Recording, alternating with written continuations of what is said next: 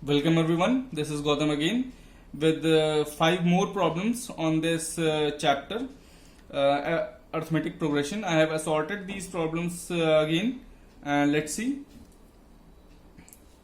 The sum of fourth term and eighth term is 24.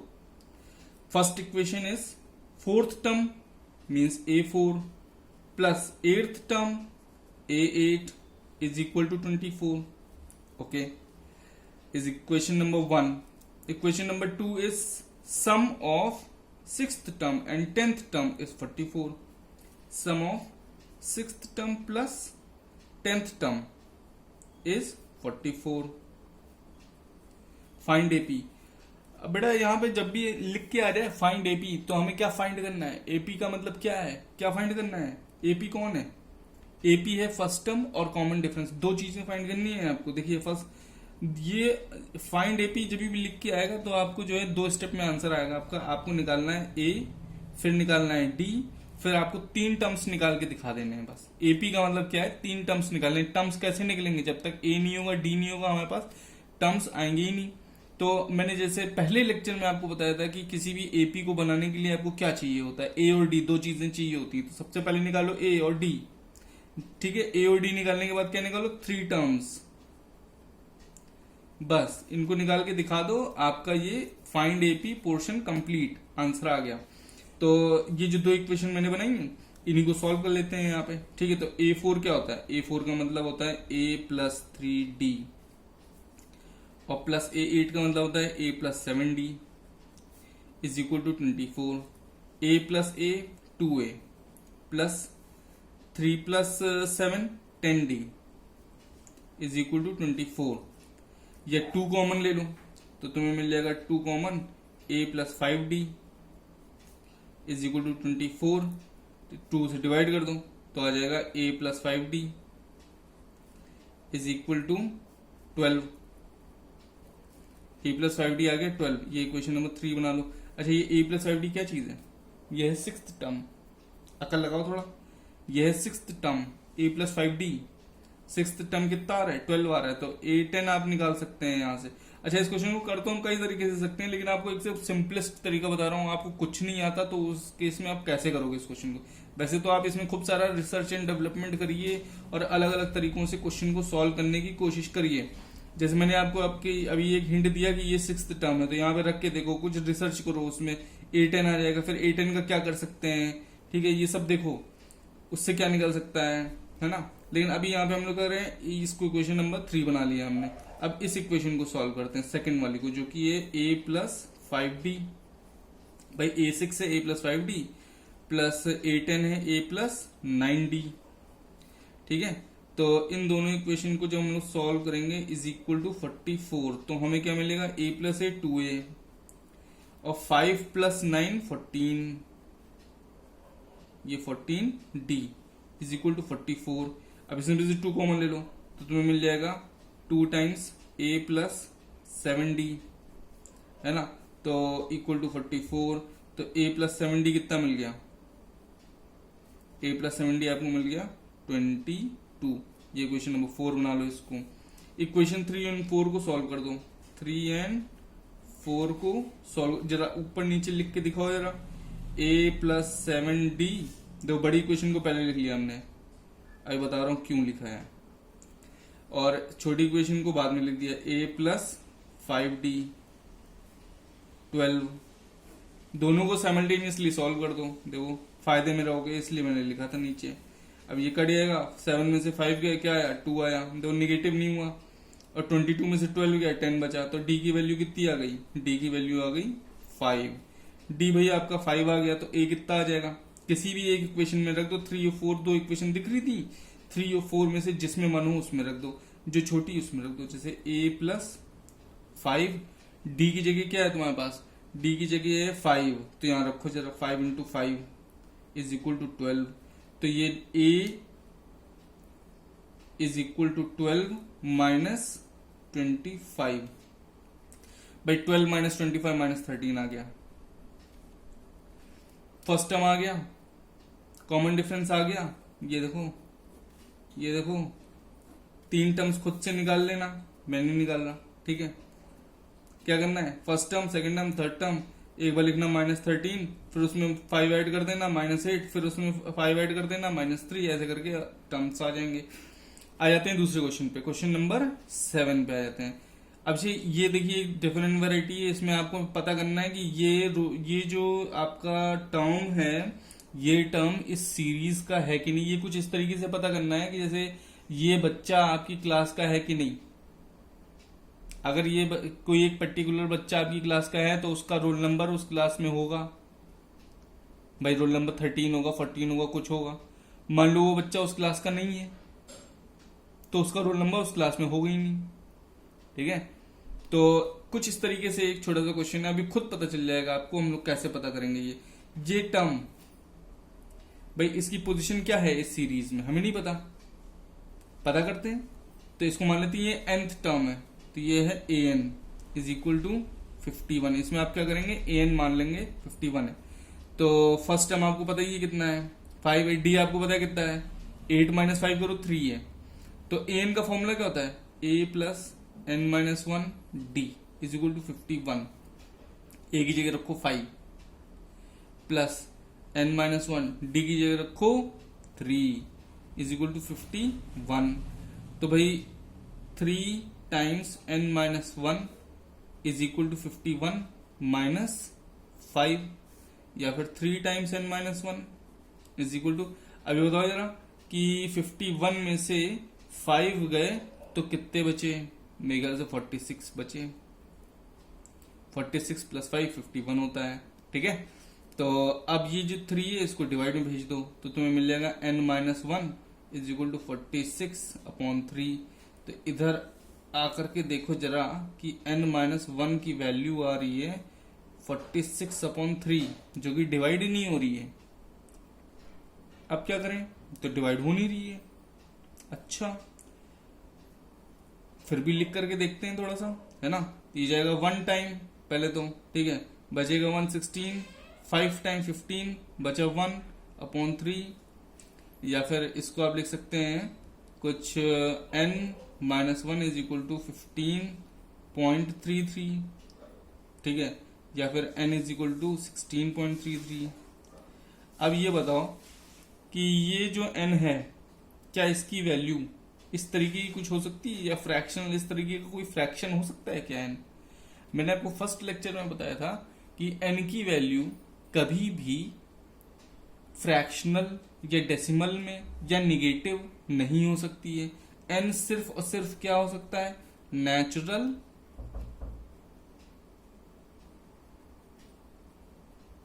Number हो सकता है। n सिर्फ क्या हो सकता है, नेचुरल नंबर हो सकता है। तो जब n नेचुरल नंबर नहीं है इसका मतलब n की वैल्यू हमें सही नहीं मिल रही है, इसलिए ये टर्म इस सीरीज का है ही नहीं, जो बच्चा है इस क्लास का है ही नहीं। अगर होता तो एक n की अच्छी सी वैल्यू हो जाती, 15, 16, 17 कुछ ऐसी वैल्यू आती, 15th टर्म 16th टर्म आता या 17th टर्म आता। ये 16.33 टर्म कौन सा होता है, कोई नहीं होता है। तो this term does not belong to the series, does not belong, ठीक है। अगर नेचुरल वैल्यू आएगी तो बिलोंग्स, ठीक है। अब इस क्वेश्चन को आ जाते हैं, how many terms are there in the series this 213, 205, 197 ... 37 तक की ये सीरीज जारी। कितने टर्म्स हैं यहाँ ... में कई सारे टर्म्स होंगे, और उसके बाद पता करना है मिड टर्म कौन सा है, मिडिल टर्म कौन सा है इस सीरीज में। तो पहले तो पता करते हैं कि इस सीरीज में टर्म्स कितने हैं, ठीक है। अच्छा, ये फर्स्ट है, ये सेकंड है, ये थर्ड है, इसका क्या नंबर है नहीं पता, ये किस पोजीशन पे है पता ही नहीं है। तो इसको मान लो ये nth पोजीशन पे है। तो ये कौन सा टर्म बन गया, ये बन गया nth टर्म। तो nth टर्म आपका an हो गया, an की वैल्यू कितनी होगी 37 हो गई, ठीक है। a आपका कितना हो गया, फर्स्ट टर्म 213 हो गया, ठीक है। d आपका कितना हो गया, भाई d आप निकालो इसमें से इसको माइनस करके, 205 में से 213 माइनस करेंगे तो आपको कितना मिलेगा, -8 मिलेगा, ठीक है। तो अब आप फॉर्मूले में रखिए जरा वैल्यूज an, ठीक है। तो an का फॉर्मूला क्या आता है, a प्लस n - 1 d, और ये कितना 37 है। ए कितना है 213 और plus n-1 into -8 equal to 37 या फिर -8 n-1 इक्वल टू 37 और ये उधर जाएगा तो माइनस हो जाएगा -213। ठीक है, अब 30 ये 213 में से 37 माइनस कर लो यहाँ पे साइड में जरा कहीं पे, इधर ही इस पेज पे कर लेते हैं। ठीक है, देखिए 213 माइनस 37, भाई 13 में से 7 गए तो कितने बचे 6, 0 10 में से 3 गए तो कितने बचे 7, ये हो गया 1। ठीक है, 176, लेकिन निगेटिव होगा ये -176। अच्छा -8 n-1, अब ये -8 नीचे आ जाएगा तो n-1 की वैल्यू कितनी आ जाएगी -176 अपॉन -8। अब इसको आप डिवाइड कर लीजिए, माइनस माइनस कैंसिल, 8 2 जा 16, ठीक है 1 बचा 16 2 जा फिर से, तो ये n की वैल्यू कितनी आ गई n इज इक्वल टू 23। मतलब इस सीरीज में कितने टर्म्स थे, इस सीरीज में थे 23 टर्म्स, ये सारे जो टर्म्स हैं ये 23 टर्म्स हैं। अच्छा, अगर 23 टर्म्स लिखे हुए हैं लाइन से तो कौन सा टर्म मिडिल में होगा, इसका फॉर्मूला आप लोगों ने छोटी क्लासेस में सीखा होगा कि जब ऑड नंबर ऑफ ऑब्जर्वेशन होते हैं, ऑड ऑब्जर्वेशंस होते हैं तो मिडिल टर्म का फॉर्मूला होता है n+1 अपॉन 2। दिस नंबर, इस पोजीशन का टर्म जो होगा या इस पोजीशन की जो वैल्यू होगी वो मिडिल वैल्यू होगी। मीडियन निकालने का फॉर्मूला है ये, आपने सीखा होगा पहले कभी। तो 23+1 upon 2, this position is the middle term. 24 upon 2 12th। अब 12th टर्म निकाल लो, A12 निकाल लो, A12 है ना, तो वो हो जाएगा A+11D जो कि हो जाएगा आपका 213 प्लस 11 इंटू -8, तो ये हो जाएगा 213 और ये -88। इसको आप माइनस कर लेना, आपका आंसर आ जाएगा। ठीक है, तो ये आपने क्वेश्चन 1 1 2 3 क्वेश्चन यहाँ पे देख लिए, 2 क्वेश्चन और देख लेते हैं हम लोग।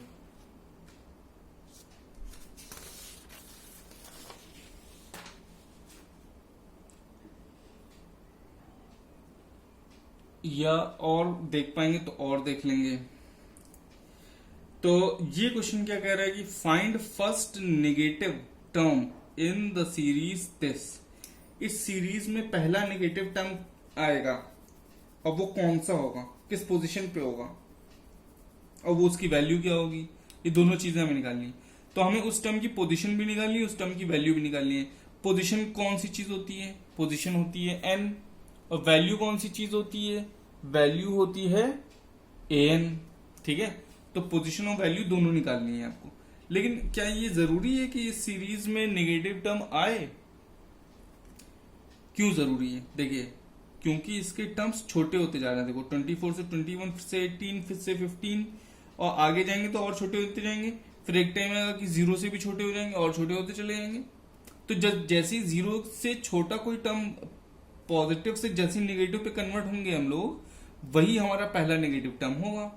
तो इसमें क्या हमें पता करना है, इसमें हमें देखना है कि an की वैल्यू, मान लो वो जो टर्म है पहला नेगेटिव टर्म वो है nth टर्म, तो उसकी वैल्यू होगी 0 से कम, क्योंकि नेगेटिव टर्म का नेगेटिव चीज क्या होती है 0 से छोटी होती है। तो an को हम लोग मान लेते हैं वो है <0।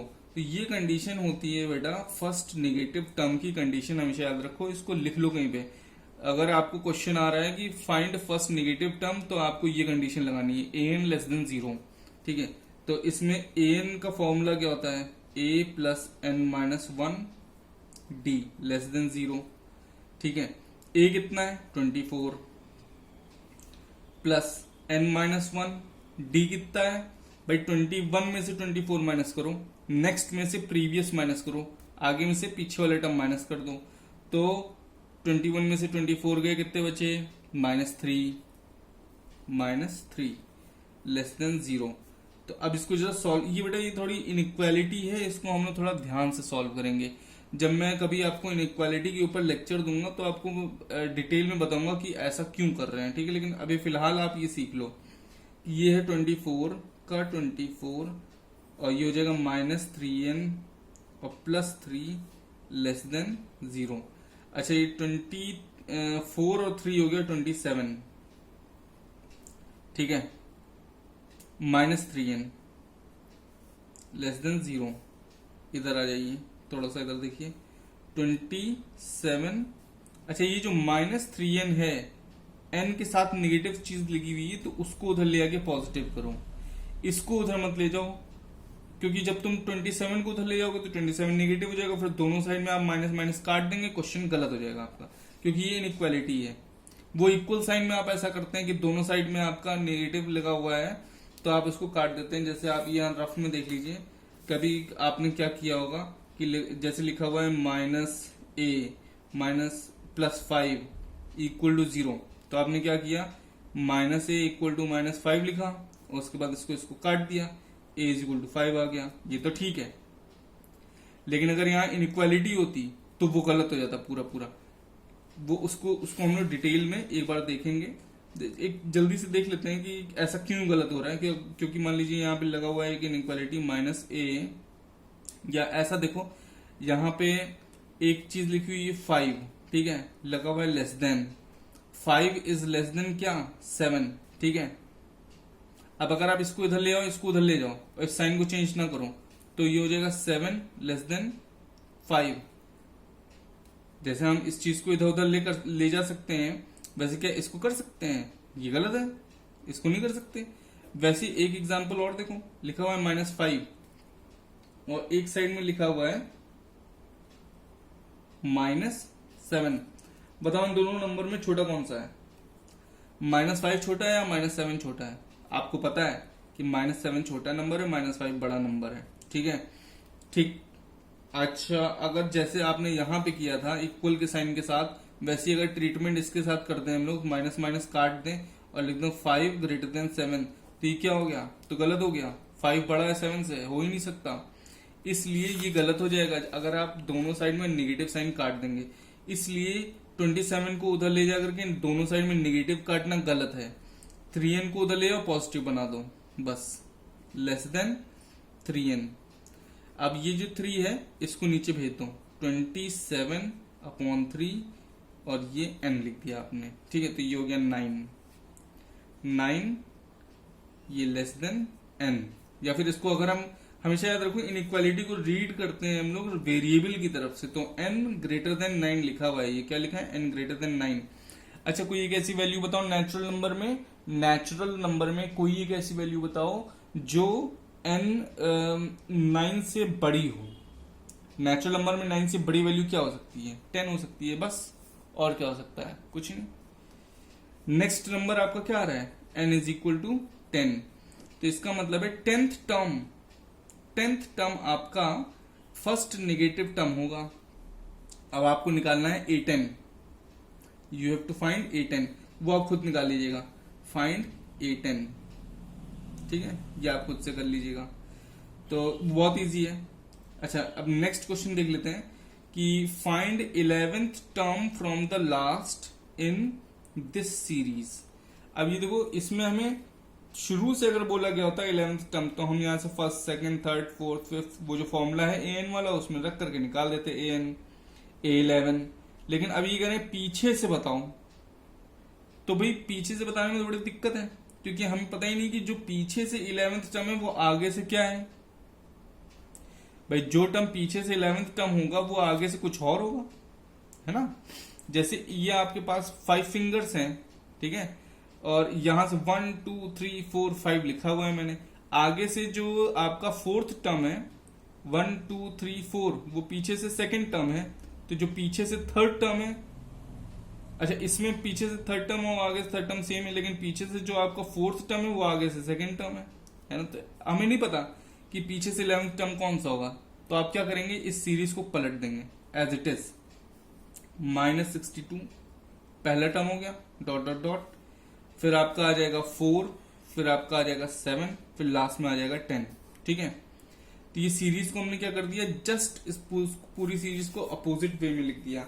अब इस सीरीज में यहां से फर्स्ट से आगे से लेकर के 11th टर्म निकाल लो, सेम क्वेश्चन हो गया, लेकिन अब की हम लोग पीछे से नहीं, अब की आगे से 11th टर्म निकाल रहे हैं, तो 11th term from the beginning अब की निकाल लेंगे हम लोग। ठीक है, इस सीरीज में जबकि लास्ट वाला क्वेश्चन आएगा लास्ट फ्रॉम द लास्ट ऐसा लिखा हो, तो क्या करना है, सीरीज को पलट देना है। ठीक है, और उसके बाद आगे से 11th टर्म निकालना है, वही टर्म निकालेंगे, आगे से निकाल देंगे।